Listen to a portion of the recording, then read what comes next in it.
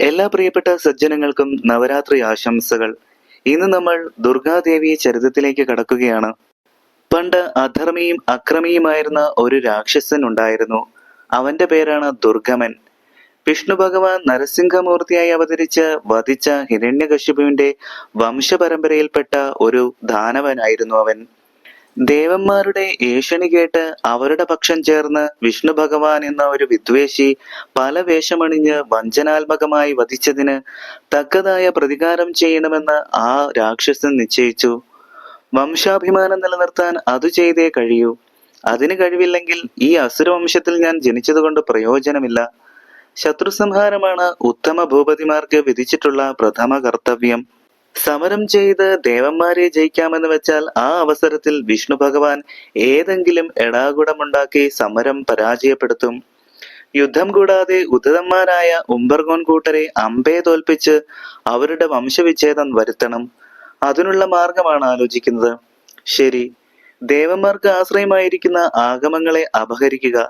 വേദമില്ലെങ്കിൽ യാഗാദികർമ്മങ്ങൾ ഒന്നും നടക്കുകയില്ല. യാഗങ്ങൾ നടക്കുന്നില്ലെങ്കിൽ ദേവന്മാരെല്ലാം പട്ടിണിയാകും. യാഗങ്ങളിൽ നിന്ന് ലഭിക്കുന്ന ഹവിസാണ് അവരുടെ ഭക്ഷണം. അന്യന്റെ അന്നം കൊണ്ട് കഴിയുന്ന ആ തെണ്ടിപ്പരിശുകൾക്ക് ഹവിർഭാഗം ഒന്നും നേരെ ചൊവ്വേ കിട്ടാതെയാകുമ്പോൾ എല്ലാം പട്ടിണിക്കോലങ്ങളായി മാറും. അവരുടെ പ്രതാപവും പ്രാമുഖ്യവും അവസാനിക്കും. സർവശക്തിയും ഓജസ്സും നശിച്ച് പത്തി താഴ്ത്തി എവിടെയെങ്കിലും ചുരുണ്ടുകൂടി കിടന്നുകൊള്ളും. വേദമില്ലെങ്കിൽ വേദജ്ഞനായ വിഷ്ണുവും വിഷമിക്കും. അതിനുവേണ്ടി ഇനി ഉടനെ തപസ് അനുഷ്ഠിക്കണം. ആരെ തപസ് ചെയ്യണം? ശിവനെ വേണമോ ബ്രഹ്മാവിനെ വേണമോ? അത് ആലോചിച്ച് ചെയ്തില്ലെങ്കിൽ ഒടുവിൽ വിഡ്ഢിത്തം പറ്റും.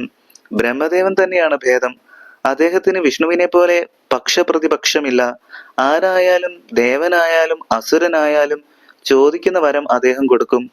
അതിന്റെ ഭവിഷ്യത്തിനെ കുറിച്ച് ചിന്തിക്കാറുമില്ല. അത്ര ശുദ്ധഗതിക്കാരനായ ഒരു പാവത്താനാണ് ബ്രഹ്മദേവൻ.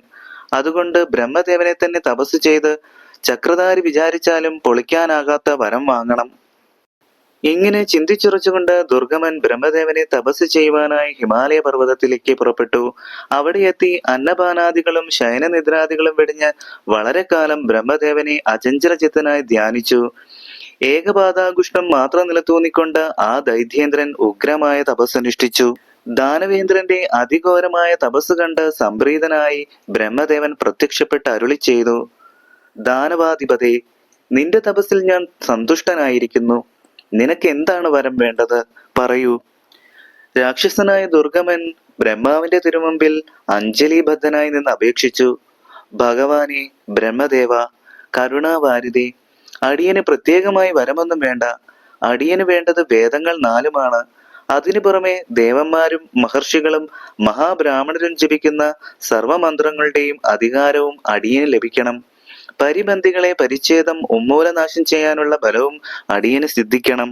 ശരി, അങ്ങനെ സംഭവിക്കട്ടെ എന്ന് വരദാനം ചെയ്ത് ബ്രഹ്മദേവൻ വാനവീഥിയിൽ മറഞ്ഞു. താൻ ആശിച്ച വരങ്ങൾ ലഭിച്ചതിനാൽ ദുർഗമൻ സന്തുഷ്ടനും അതോടൊപ്പം ദുരഹങ്കാര പ്രമത്തനുമായി തീർന്നു.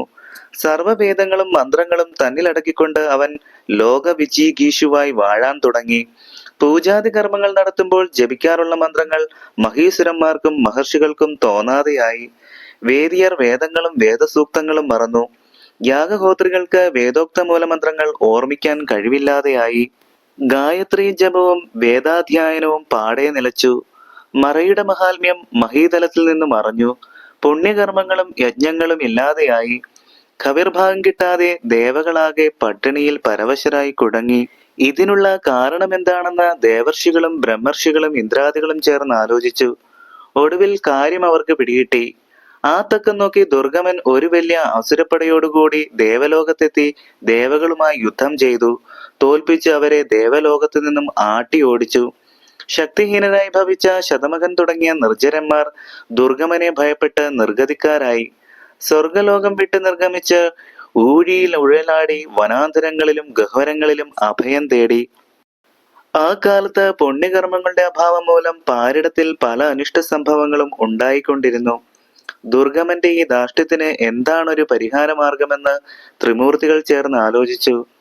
ഒരു അവതാരമെടുത്ത് അവനെ നിഗ്രഹിക്കാൻ സാധ്യമല്ല. ലോകത്തിന്റെ നിലനിൽപ്പിനാവശ്യമായ വേദങ്ങളും മന്ത്രങ്ങളുമെല്ലാം അവന്റെ കൈവശത്തിലായിപ്പോയി.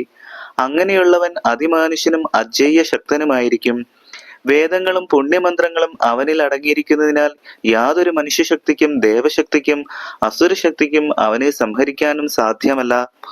ഇപ്രകാരം മഹാവിഷ്ണു പറഞ്ഞപ്പോൾ പരമശിവൻ ഇങ്ങനെ പറഞ്ഞു: ഞാൻ നോക്കിയിട്ട് നമ്മളിൽ തന്നെ അഭിന്നമായ നിലയിൽ വർത്തിക്കുന്നവളും എങ്ങും നിറഞ്ഞിരിക്കുന്നവളുമായ പരാശക്തിക്ക് മാത്രമേ ഈ ആപത്തിൽ നിന്നും നമ്മളെ രക്ഷിക്കാൻ സാധിക്കൂ. ആ കൂടിയാലോചനയ്ക്ക് ശേഷം കൂടസ്ഥനായ ബ്രഹ്മദേവൻ ദേവാദികളെ വിളിച്ചു വരുത്തി പരാശക്തിയായ ദേവിയെ ശരണം പ്രാപിക്കുവാനായി ഉപദേശിച്ചു. അതനുസരിച്ച് വിണ്ണിലും മണ്ണിലുമുള്ള ഭക്തന്മാരായ മഹത്തുക്കൾ ഹിമാലയ ഗിരിതടത്തിൽ ഗംഗയുടെ പാവന സൈകത സങ്കേതം പ്രാപിച്ച് പരാൽപരയായ ദേവിയുടെ അപദാന വിശേഷങ്ങളെ വർണ്ണിച്ചുകൊണ്ട് കൂട്ടത്തോടെ നിന്ന് പ്രാർത്ഥിച്ചു. വേദനയോടുകൂടിയ അവരുടെ പ്രാർത്ഥനകളും രോദനങ്ങളും കേട്ട് കരുണാശാലിനിയായ ലോകമാതാവ് അനേകം അക്ഷികളോടുകൂടി അവരുടെ മുമ്പിൽ പ്രത്യക്ഷീഭവിച്ചു. ദേവി ശതനേത്രങ്ങളാലും ശതമഘാദികളെ കടാക്ഷിച്ചുകൊണ്ട് പറഞ്ഞു: നിങ്ങളുടെ സങ്കടങ്ങൾക്ക് നിവാരണമുണ്ടാവട്ടെ. ദേവി പ്രത്യക്ഷപ്പെട്ട് തന്റെ ശത്രുക്കൾക്ക് വേണ്ട അനുഗ്രഹങ്ങൾ നൽകിയിരിക്കുന്നു എന്ന് കേട്ട് കോപിഷ്ഠനായ ദുർഗമൻ ദൈത്യാസുര ദാനവന്മാരടങ്ങിയ ഒരു വലിയ പടയോടുകൂടി 3 ലോകങ്ങളും തകർത്ത് ഭസ്മമാക്കുമെന്നുള്ള ഭാവത്തോടെ തനിക്ക് കരഗതമായിരിക്കുന്ന വേദമന്ത്രങ്ങളുടെ വൈഭവത്താൽ തൽക്ഷണം തന്നെ പുഷ്കരമാർഗേണ അഹങ്കാര ജടിലനായി അംബികയുടെ മുമ്പിൽ സമാഗമിച്ചു. ദേവിയുടെ അടുത്തെത്തിയ ദുർഗമൻ ഇങ്ങനെ പറഞ്ഞു: ഹേ ധൂർത്തനാരി, വേദമന്ത്രാദികൾ എന്റെ അധീനത്തിലും അധികാരത്തിലും സ്ഥിതി ചെയ്യുമ്പോൾ ഏത് വേദവിധി അനുസരിച്ച് നിനക്ക് അനുഗ്രഹിക്കാനുള്ള അധികാരം സിദ്ധിച്ചു? നിന്റെ ധിക്കാരത്തിന്റെ ഫലം ഇപ്പോൾ തന്നെ നിന്നെ ഞാൻ അറിയിക്കും. നീ ഒരു സ്ത്രീ ആയതുകൊണ്ട് സ്ത്രീവധം ഞാൻ ചെയ്യുകയില്ല. നിനക്ക് സമ്മതമാണെങ്കിൽ നിന്നെ ഞാൻ പാണീഗ്രഹണം ചെയ്ത് സ്വർഗത്തിലെ റാണിയാക്കി വാഴിക്കാം. അപ്പോൾ ദേവി പറഞ്ഞു: എടാ മൂഢാത്മാവേ, നീ യുദ്ധത്തിന് വന്നവനല്ലേ?